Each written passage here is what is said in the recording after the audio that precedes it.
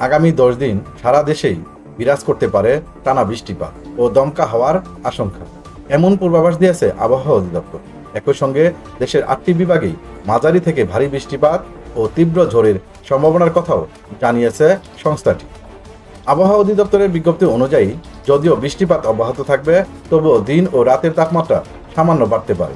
মৌসুমী বায়ুর অক্ষ রাজস্থান, উত্তরপ্রদেশ, বিহার ও পশ্চিমবঙ্গ হয়ে বাংলাদেশের মধ্যাঞ্চল দিয়ে আসাম পর্যন্ত বিস্তৃত রয়েছে। এর একটি অংশ বিস্তৃত হয়েছে উত্তর বঙ্গোপসাগর পর্যন্ত। বর্তমানে মৌসুমী বায়ু বাংলাদেশের ওপর মোটামুটি সক্রিয় এবং উত্তর বঙ্গোপসাগরে মাঝারি অবস্থানে রয়েছে।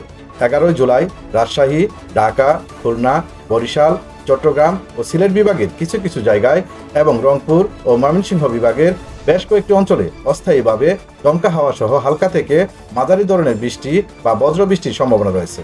কোথাও কোথাও মাঝারি থেকে ভারী বর্ষণও হতে পারে।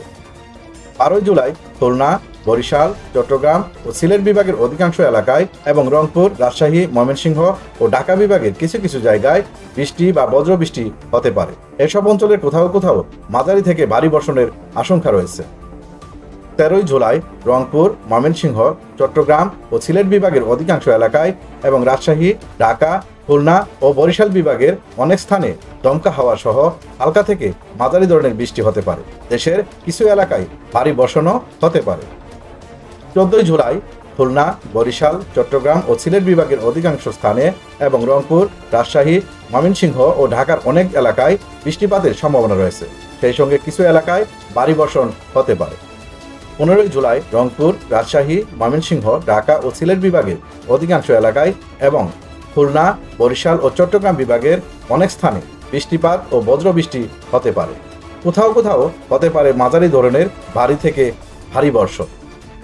আবহাওয়াবিদরা জানান, এই বৃষ্টিপাত মূলত মৌসুমী বায়ুর সক্রিয়তার কারণেই হচ্ছে এবং এই প্রবণতা চলতি সপ্তাহ জুড়ে অব্যাহত থাকবে।